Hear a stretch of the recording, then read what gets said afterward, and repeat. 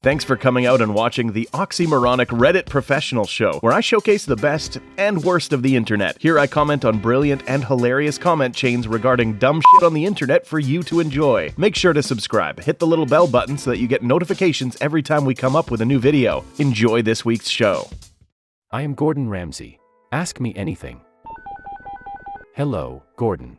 I'm very excited you're doing an AMA. Regarding food, what guilty pleasure do you have that most people would be shocked at?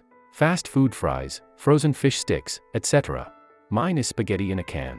It's repulsive and I know I shouldn't eat it, but I can't help it. Well, first of all, you need help. Spaghetti in a can. That kind of shit we grew out of on our 8th birthday. I still remind my mom that she taught me how to spell with alphabetical spaghetti in a can. You need help, big time. My go-to sort of fast food snack, it would have to be In-N-Out Burger. Oh my god, honestly, it is, when I eat double-doubles. I am terrible. And I always bring it back on the airport when I'm flying from LA to London.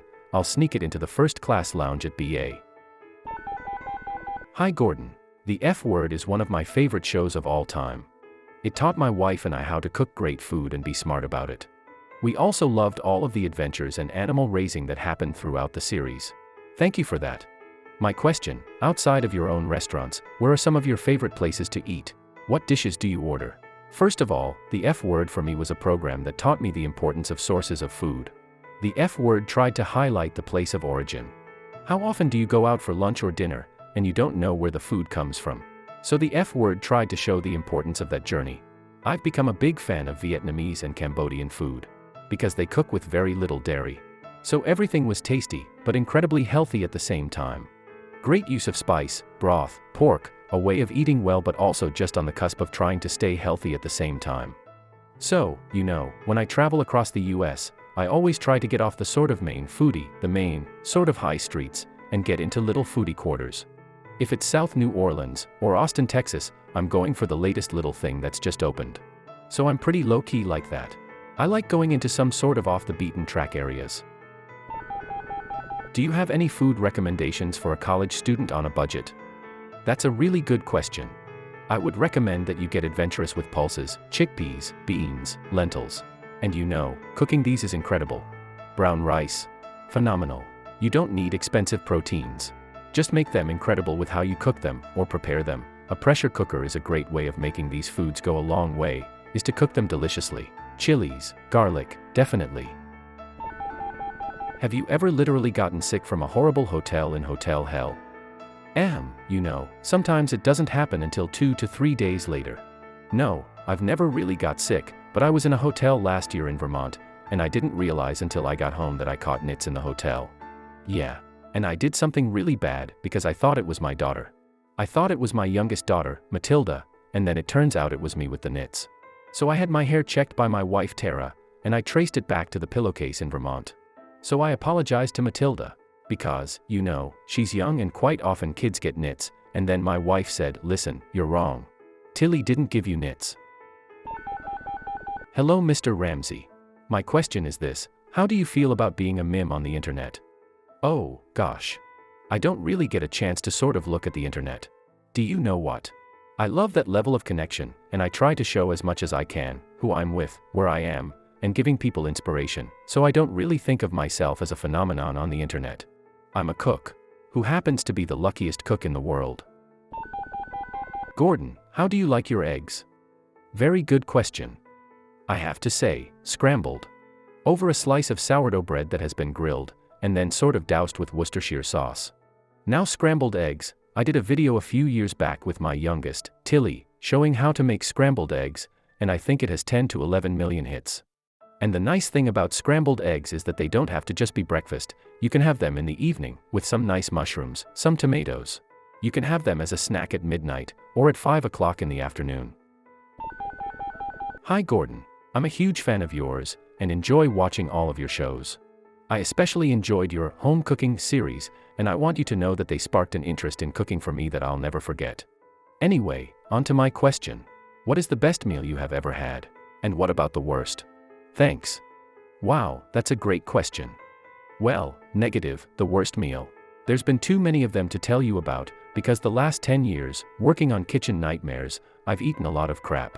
I think I've drank about 3.5 liters of Pepto-Bismol. And in terms of, good meals, I had an incredible meal at the Black Liquor Market in Studio City.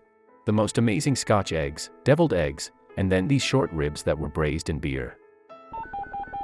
What's your favorite Disney movie? My favorite Disney movie? Come on. Seriously. It has to be Ratatouille. Good afternoon, chef. Do you have a favorite cocktail? I have an amazing cocktail, which, we're in Atlantic City currently, because we just launched the Gordon Ramsay pub and grill here, which is where we're calling from now. It's with Tanqueray gin, and it's called Wake Up You Donkey. I mean, ha ha ha ha ha, it is incredible. And also, it's quite sort of spicy, and fragrant, and it's absolutely delicious. Is there any food that you won't even try? Any food I won't even try? That's a good question. I think, being a chef, the first thing that I set out to do was to make sure that I almost got to taste every ingredient anywhere in the world. I wanted to learn so much about ingredients that I'd never know what not to do with an ingredient. So I'm an open book. Whether it's a beating cobra heart from a snake in Cambodia, or a deep-fried tarantula, or a beef Wellington, I'll eat absolutely anything. The only thing I draw the line at, Victoria, is eating overcooked food. There is nothing worse than an overcooked Brussels sprout. The smell is disgusting. Hey Gordon, what did you have for breakfast, mate? Hee hee. Everyone thinks I have a glamorous breakfast, like a full English or eggs Benedict. I keep it simple, because it reminds me of my mum. So I keep it simple, porridge, which is oatmeal. But growing up in Stratford-upon-Avon, we kept it very simple, just oatmeal with water, salt, and oatmeal, because my dad said it would put hair on your bollocks. It's really weird hearing you say the word bollocks, Victoria. The night before, put 3 to 4 bananas in the oven on a pilot light. And the next day, squeeze the bananas into almond milk, bring it to a boil, then add the oatmeal and dried cranberries, and you'll have the most amazing oatmeal for breakfast. Hi chef, are there any really strange food combinations that you enjoy? I had an amazing doubled pork chop with rhubarb. Now rhubarb is something we literally eat with desserts, but this dish was incredible. It was in Spain. It was a double pork chop that had been slow roasted over an open pit fire with rhubarb. Absolutely delicious. This was one of my mates that was trying to show off cooking in his back garden in Spain when we were out filming for Kitchen Nightmares. I didn't think it was going to work, to be honest.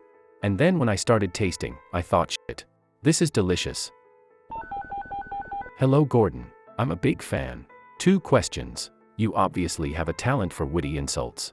Do they come naturally or do you think about them and then say to yourself, I'm gonna use this one next time I get angry? Also, after watching your show I want to try jellied eel. I'm going to London in a few days, any recommendation about where to have it? Thanks. Heh, witty insults. It just happens sort of spur of the moment. I see red, I get frustrated, I let it go. I'm not very good at editing myself. I have to get things off my chest. If there's one thing my mum taught me, it's speak your mind, be firm, get things off your chest. I think it's a good way to work, and quite healthy to have that attitude. Do I think about it previously? No, they just come to me in a flashpoint. And sometimes even I sit back and think, did I just say that? And then jellied eels, you've got to go to the East End of London, and get the most amazing malt vinegar. They're very healthy, packed with protein, and bloody delicious. And the River Thames now, in London, is teeming with eels, so some of the best eels in the world now are from London. They're delicious. Earlier in your career, did anyone handling the media aspect ever try to convince you to change your persona? Do you swear just as much in everyday life? Please say yes. I've never really worried about the sort of media profile early on in my career. I'm a chef. So we don't get taught how to handle the media properly. And as you can probably understand, chefs when they start out make some pretty big mistakes in terms of saying things in the heat of the moment that get taken out of context, but I've always said that's passion.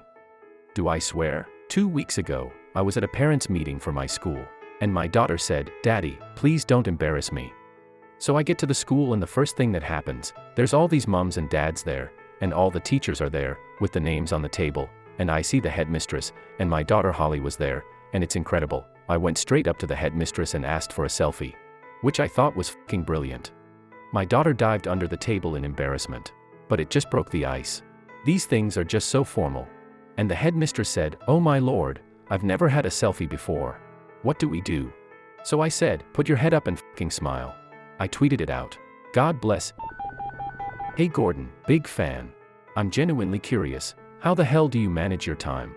You are everywhere, you have at least 200 shows, a family, restaurants, etc. How do you balance all that? I multitask very well. And I am never in one place too long. I think now with, my own production company, I'm very lucky the schedule works around my diary. I work my ass off, 15, 16 hours a day. I quite enjoy the time difference when I finish. For instance, last night we were taping MasterChef until 9 or 10 p.m. at night. I'll have a quick bite to eat, and then I'll call the UK at midnight, because come midnight LA time, West Coast time, it's 8 o'clock in the morning.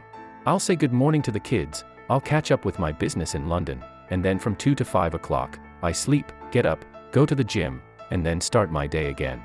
So that's my daily slog. So I stand by my convictions. When I opened up the restaurant, Gordon Ramsay, back in September 1998, I decided I was going to work my ass off.